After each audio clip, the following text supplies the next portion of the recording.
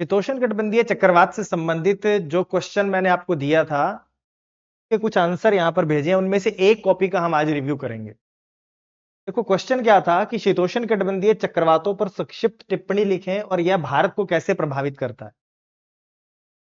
तो आपको लिखना क्या है कि शीतोष्ण कटिबंधीय चक्रवात है उनके बारे में लिखना है, और दूसरा है कि भारत को कैसे प्रभावित करता है। इसकी फॉर्मेटिंग हम कर चुके हैं, इसका डिस्कशन हम कर चुके हैं।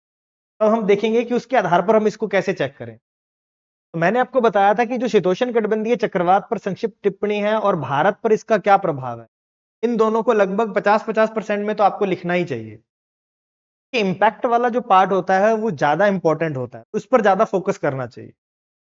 लेकिन अगर आपके पास कंटेंट कम भी है तो आपको 50-50% तो लिखना ही चाहिए। अब इस आंसर को जब हम देखेंगे तो इसमें हम यही पाएंगे कमी है कि दोनों को रेशो बराबर नहीं है। इस टेम्परेट साइक्लोन वाले पार्ट पर ज्यादा लिखा है और ये भारत को कैसे प्रभावित करता है ये कम लिखा।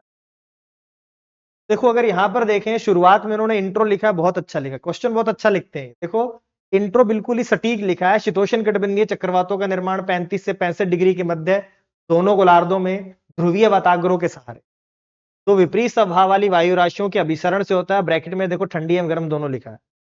और ये पछुआ पवनों के प्रभाव में पश्चिम से पूर्व की ओर प्रवाहित, तो ये इन्होंने इसमें लिखा, तो बिल्कुल सटीक है। इसके बाद देखो इन्होंने क्या लिखा है कि यहां पर शीतोष्ण चक्रवात की उत्पत्ति की अवस्थाएं लिख दी। तो अगर ये 125 वर्ड्स में लिखना हो तो इसको लिखने की जरूरत नहीं है, इसकी विशेषताओं के बारे में लिख देना चाहिए था। लेकिन ठीक है, अगर ये भी लिख दिया तो इन्होंने उत्पत्ति की अवस्थाएं लिखी हैं तो बिल्कुल सही लिखा। देखो प्रथम, द्वितीय, तृतीय, चतुर्थ अवस्था है। यहां पर उन्होंने लिखा कि ये स्थैतिक वातागर से संबंधित है। फिर यहां लिखा कि ये दोनों एक दूसरे क्षेत्र में प्रवेश करते हैं और वातागर लहरनुमा हो जाता है, तो यहां बनाया डायग्राम उन्होंने। फिर लिखा कि चक्रवात पूर्ण रूप से विकसित हो जाता है, तो यहां पर साइक्लोन बनाया। और लास्ट में देखो यहां पर उन्होंने लिखा कि ये धीरे धीरे समाप्त हो जाता है। तो चारों स्टेज बढ़िया से लिखी है, डायग्राम बना, तो इस तरह से बनाया जा सकता है। इसके बाद देखो यहां पर लिखा उससे संबंधित मौसमी दशाएं, देखो ये भी पूरी तरह से उन्होंने लिखा। चक्रवात का आगमन होगा तो क्या होगा, फिर उष्ण वातागर आएगा, फिर गर्म क्षेत्र आएगा, शीत वातागर आएगा, शीत क्षेत्र आएगा, एक सीक्वेंस में पूरा लिखा। यहाँ पर थोड़ी सी एरर थी कि कपासी मेघ लिखा था, यहाँ पर कपासी वर्षा मेघ होते हैं, क्यूमुलो निम्बस क्लाउड होते हैं।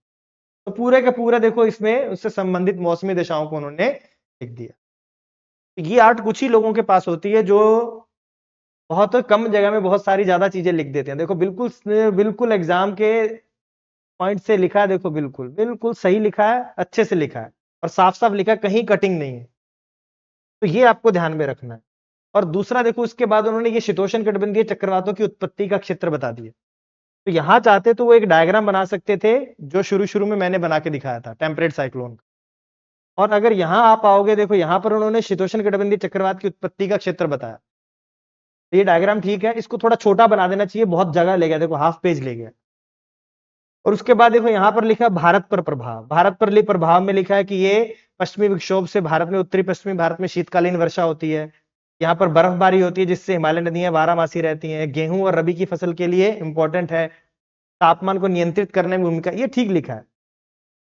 लेकिन इसमें देखो ये बिल्कुल बस यहां तक ही लिखा है, इसके बाद समाप्त कर दिया, निष्कर्ष लिख दिया कि उपयुक्त विवरण से स्पष्ट है कि शीतोष्ण कटिबंधीय चक्रवात भारत में मध्य क्षांतीय क्षेत्रों में उत्पन्न होते हैं जो भारत को भी सकारात्मक रूप से प्रभावित करते हैं, किंतु अत्यधिक वर्षा कभी कभी प्राकृतिक आपदाएं भी लाती हैं। बहुत ही अच्छा लिखा, देखो ये कंक्लूजन।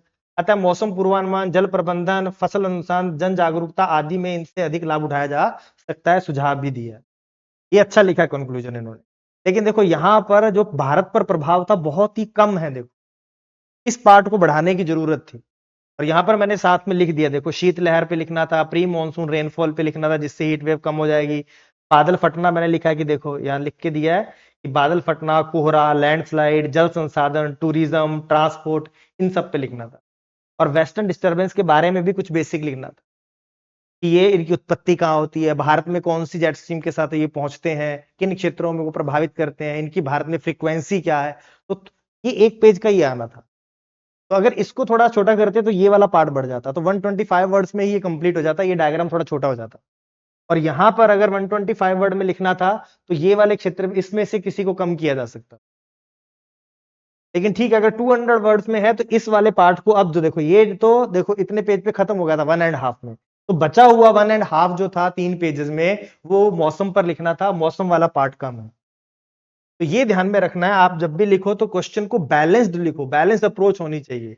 बहुत अच्छा लिखा, अच्छा प्रयास लिखा, लेकिन रेशो में गड़बड़ है, इसलिए मैंने 8 में से 4 दिए। अदरवाइज तो इस क्वेश्चन पे अगर इन्होंने वेदर वाला अच्छे से लिखा होता कि भारत के वेदर पर क्या इंपैक्ट है, भारत की आर्थिक गतिविधियों पे क्या प्रभाव पड़ता है, तो 6 साढ़े 6 नंबर मिलता आराम से, क्योंकि बिल्कुल नीट एंड क्लीन है, डायग्राम बने हुए हैं, निष्कर्ष अच्छा है, इंट्रो अच्छा है, सटीक है, फालतू की इधर उधर की बातें घुमा के नहीं लिखा, लेकिन फिर भी रेशो सही ना होने की वजह से नंबर कम मिला।